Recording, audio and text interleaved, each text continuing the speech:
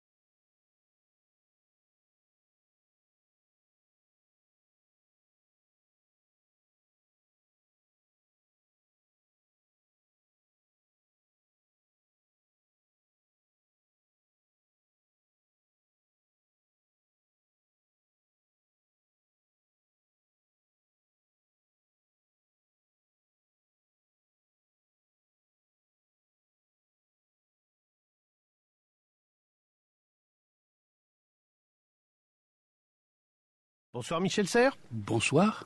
Michel Serres, la semaine dernière, nous avons parlé du maquillage et vous nous disiez que rien n'est plus sérieux au monde que de se maquiller et que la première des techniques est le cosmétique. Cette semaine, nous allons parler du bonheur, on n'est pas très loin. Pas le bonheur simple, le petit bonheur que chantait Félix Leclerc, non, le bonheur statistique, le bonheur national brut, le BNB, le vrai. Notre monde est évalué par des chiffres illisibles pour le commun des mortels, comme par exemple notre richesse, qui est celle du pays, identifiée par le PNB, le produit national brut. Le PNB ne serait pas le reflet de notre bonheur. Les dirigeants politiques, voyant la dette augmenter, ont découvert un argument solide, vous nous le direz en tout cas.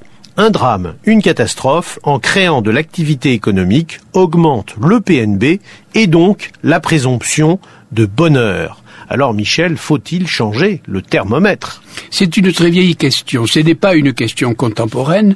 Elle a été posée dès le début où on a réfléchi à l'économie, c'est-à-dire à la fin du XVIIIe siècle. Et je crois que Auguste Comte déjà l'avait posée au début du XIXe siècle. Et cette question est très simple et en effet, elle peut se poser sur un cas concret tout simple. Prenons un accident de la route qui devient un accident mortel. Eh bien, c'est vrai, cet accident-là, quoi qu'il peut coûter 2 ou 3 morts et 10 blessés, eh bien, il augmente brut le PNB, c'est-à-dire le produit national brut, tout simplement, il occupe des ambulances, il occupe des médecins, il occupe des infirmiers, il occupe des entreprises de pompes funèbres, il occupe des ferrailleurs qui vont prendre le cadavre de la voiture, il occupe les constructeurs d'automobiles qui vont revendre maintenant des voitures neuves. D'une certaine manière, cet accident, on peut le classer comme une aubaine économique. Or, il se trouve qu'il y a des blessés, des deuils, des souffrances, et que du point de vue humain, c'est une catastrophe. Et puis on peut généraliser, ça c'est simplement un exemple concret qu'on peut prendre localement, mais par exemple le problème du bruit ou le problème de toute autre pollution,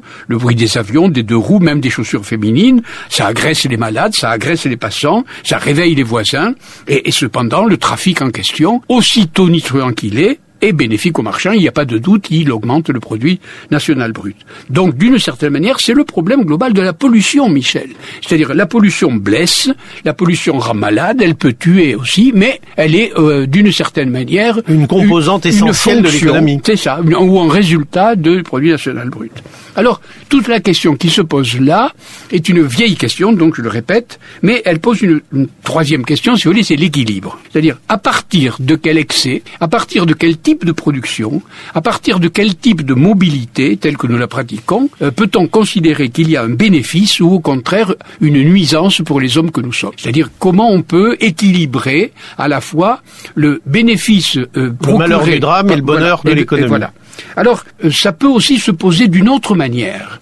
Et c'est cette autre manière que je voudrais utiliser. Il y en a deux autres manières. C'est vrai qu'on ne peut pas quantifier le bonheur. Ce qui vous rend joyeux va me rendre triste, et par conséquent, c'est parfaitement subjectif. Non seulement subjectif pour les personnes, mais subjectif pour les cultures. Quelque chose qui est considéré comme joyeux en deçà des Pyrénées peut être triste au-delà des Pyrénées. Et par conséquent, qu'est-ce qu'on peut quantifier dans cette affaire-là?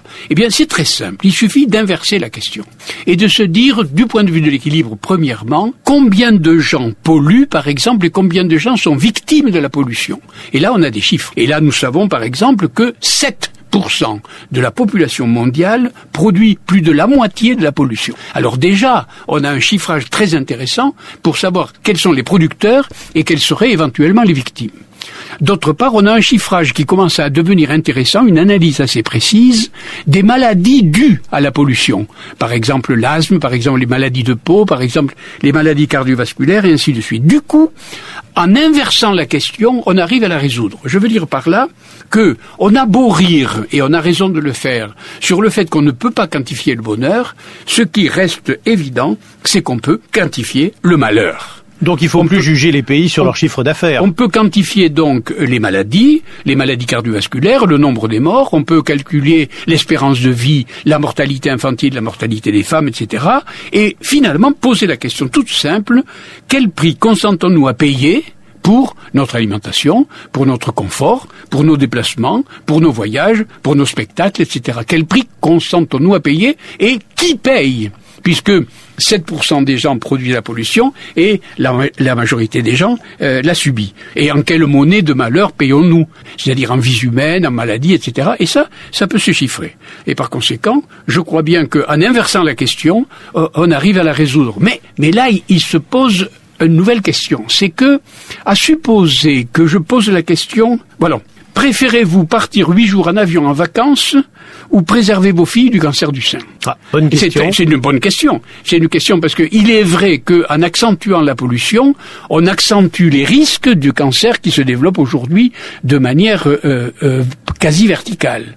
Mais évidemment, cette question, elle se pose mal. Pourquoi? Parce qu'on ne voit pas quel est le rapport, au moins subjectif, de mes voyages quand je pars à San Francisco en avion et du cancer du sein de ma nièce. Fille, voilà. Ou de ma fille. Et pourtant, c'est cette question-là qu'il faudrait se poser. Et de poser chaque fois la question, monsieur, vous êtes en train de faire tel et tel acte, et telle pollution, vous risquez un accident, mais d'autre part, souvenez-vous qu'il est lié à la quantité de malheur qui arrive non seulement à vos proches, mais à la société. Donc vous êtes en inversant la question, voilà, on peut sans doute la résoudre. Alors le bonheur, c'est ridicule, bien entendu, mais le malheur, c'est chiffrable. Donc vous êtes pour le BNB, le bonheur national brut, et plus pour le PIB qui effectivement... Tout ça est égal, l'essentiel, c'est de renverser la question pour la rendre résoluble. Voilà, c'est ça. Le bonheur, en effet, n'est pas quantifiable, mais le malheur, hélas, l'est parfaitement. Merci pour ces pistes, Michel Serres, bonsoir, à dimanche prochain.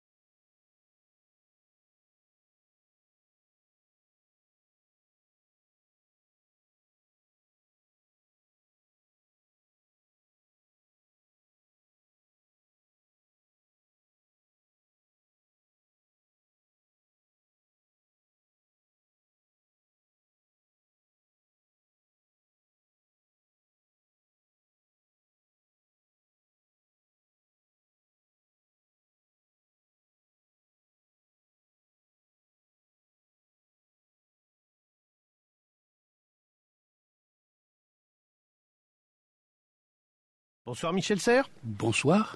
Michel Serres, la semaine dernière, nous avons parlé du maquillage et vous nous disiez que rien n'est plus sérieux au monde que de se maquiller et que la première des techniques est le cosmétique. Cette semaine, nous allons parler du bonheur, on n'est pas très loin. Pas le bonheur simple, le petit bonheur que chantait Félix Leclerc, non, le bonheur statistique, le bonheur national brut, le BNB, le vrai. Notre monde est évalué par des chiffres illisibles pour le commun des mortels, comme par exemple notre richesse, qui est celle du pays, identifiée par le PNB, le produit national brut. Le PNB ne serait pas le reflet de notre bonheur. Les dirigeants politiques, voyant la dette augmenter, ont découvert un argument solide, vous nous le direz en tout cas.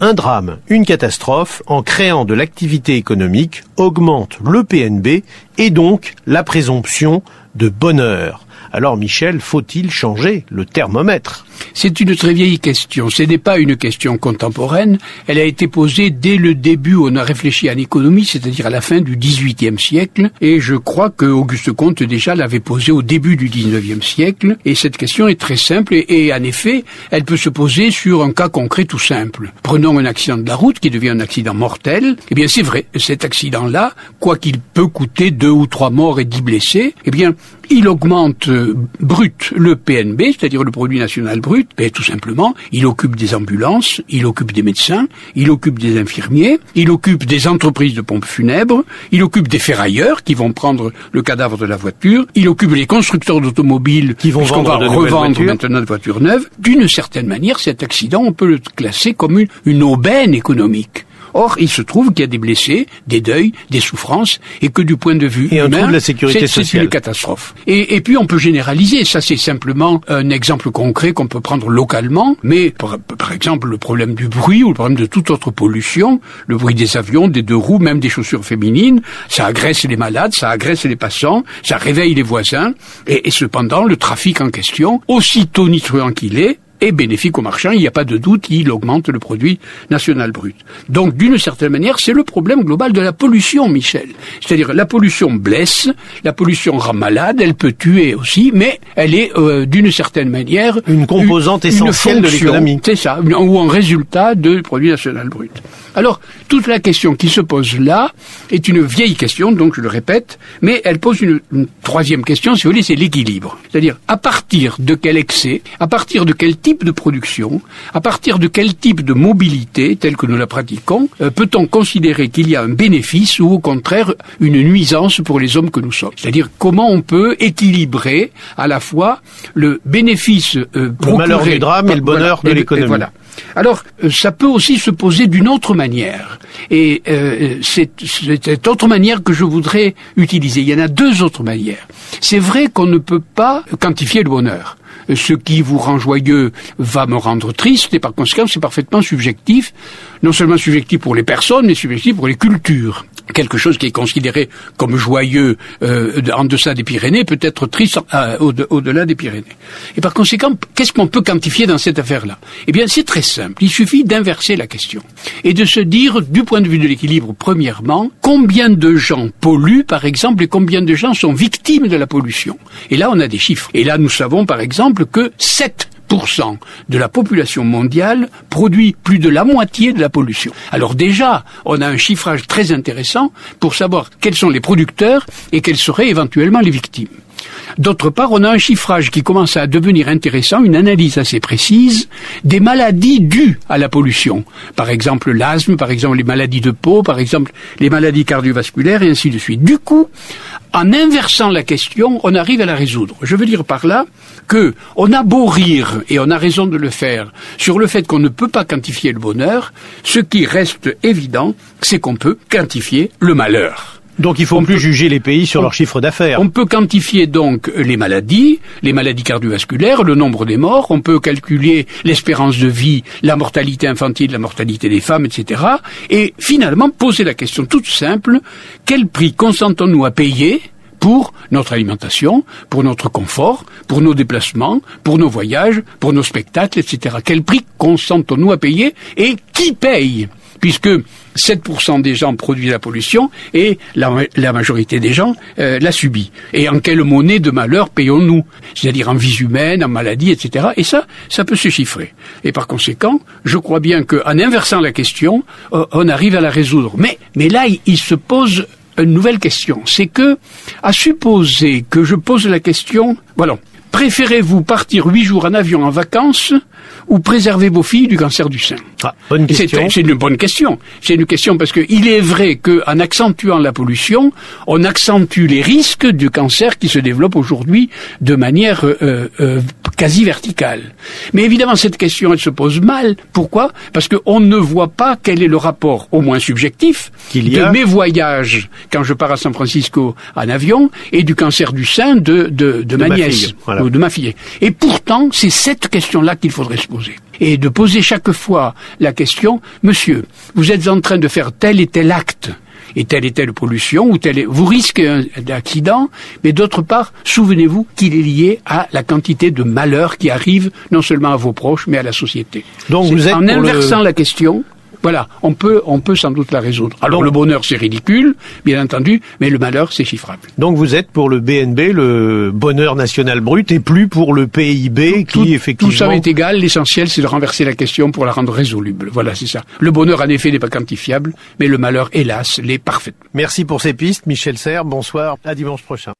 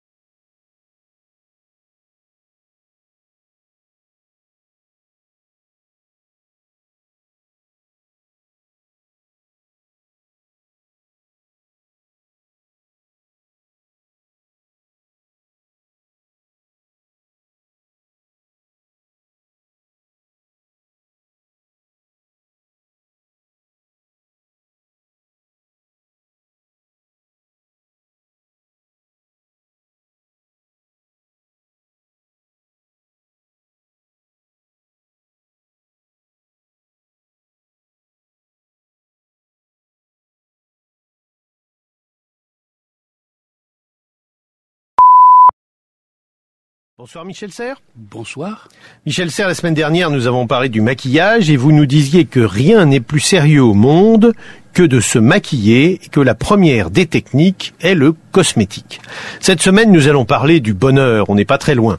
Pas le bonheur simple, le petit bonheur que chantait Félix Leclerc, non, le bonheur statistique, le bonheur national brut, le BNB, le vrai. Notre monde est évalué par des chiffres illisibles pour le commun des mortels, comme par exemple notre richesse, qui est celle du pays, identifiée par le PNB, le produit national brut.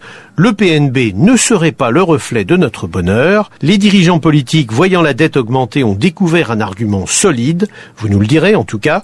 Un drame, une catastrophe, en créant de l'activité économique, augmente le PNB et donc la présomption de bonheur. Alors Michel, faut-il changer le thermomètre ? C'est une très vieille question. Ce n'est pas une question contemporaine. Elle a été posée dès le début où on a réfléchi à l'économie, c'est-à-dire à la fin du XVIIIe siècle. Et je crois que Auguste Comte déjà l'avait posée au début du XIXe siècle. Et cette question est très simple et en effet, elle peut se poser sur un cas concret tout simple. Prenons un accident de la route qui devient un accident mortel. Eh bien, c'est vrai, cet accident-là, quoi qu'il peut coûter 2 ou 3 morts et 10 blessés, eh bien, il augmente brut le PNB, c'est-à-dire le produit national brut, ben, tout simplement, il occupe des ambulances, il occupe des médecins, il occupe des infirmiers, il occupe des entreprises de pompes funèbres, il occupe des ferrailleurs qui vont prendre le cadavre de la voiture, il occupe les constructeurs d'automobiles qui vont revendre maintenant des voitures neuves. D'une certaine manière, cet accident, on peut le classer comme une aubaine économique. Or, il se trouve qu'il y a des blessés, des deuils, des souffrances, et que du point de vue humain, c'est une catastrophe. Et puis on peut généraliser, ça c'est simplement un exemple concret qu'on peut prendre localement, mais par exemple le problème du bruit ou le problème de toute autre pollution, le bruit des avions, des 2 roues, même des chaussures féminines, ça agresse les malades, ça agresse les passants, ça réveille les voisins, et cependant le trafic en question, aussi tonitruant qu'il est bénéfique aux marchands, il n'y a pas de doute, il augmente le produit national brut. Donc, d'une certaine manière, c'est le problème global de la pollution, Michel. C'est-à-dire, la pollution blesse, la pollution rend malade, elle peut tuer aussi, mais elle est, d'une certaine manière, une composante essentielle de l'économie. C'est ça, ou un résultat du produit national brut. Alors, toute la question qui se pose là est une vieille question, donc je le répète, mais elle pose une troisième question, si vous voulez, c'est l'équilibre. C'est-à-dire, à partir de quel excès, à partir de quel type de production, à partir de quel type de mobilité, telle que nous la pratiquons, peut-on considérer qu'il y a un bénéfice ou au contraire une nuisance pour les hommes que nous sommes. C'est-à-dire comment on peut équilibrer à la fois le bénéfice le malheur du drame et le bonheur de l'économie. Voilà. Alors, ça peut aussi se poser d'une autre manière. Et c'est cette autre manière que je voudrais utiliser. Il y en a 2 autres manières. C'est vrai qu'on ne peut pas quantifier le bonheur. Ce qui vous rend joyeux va me rendre triste, et par conséquent, c'est parfaitement subjectif. Non seulement subjectif pour les personnes, mais subjectif pour les cultures. Quelque chose qui est considéré comme joyeux en deçà des Pyrénées peut être triste au-delà des Pyrénées. Et par conséquent, qu'est-ce qu'on peut quantifier dans cette affaire-là ? Eh bien, c'est très simple. Il suffit d'inverser la question et de se dire, du point de vue de l'équilibre, premièrement, combien de gens polluent, par exemple, et combien de gens sont victimes de la pollution. Et là, on a des chiffres. Et là, nous savons, par exemple, que 7% de la population mondiale produit plus de la moitié de la pollution. Alors déjà, on a un chiffrage très intéressant pour savoir quels sont les producteurs et quelles seraient éventuellement les victimes. D'autre part, on a un chiffrage qui commence à devenir intéressant, une analyse assez précise des maladies dues à la pollution. Par exemple l'asthme, par exemple les maladies de peau, par exemple les maladies cardiovasculaires et ainsi de suite. Du coup, en inversant la question, on arrive à la résoudre. Je veux dire par là que on a beau rire, et on a raison de le faire, sur le fait qu'on ne peut pas quantifier le bonheur, ce qui reste évident, c'est qu'on peut quantifier le malheur. Donc il faut plus juger les pays sur leur chiffre d'affaires. On peut quantifier donc les maladies cardiovasculaires, le nombre des morts, on peut calculer l'espérance de vie, la mortalité infantile, la mortalité des femmes, etc.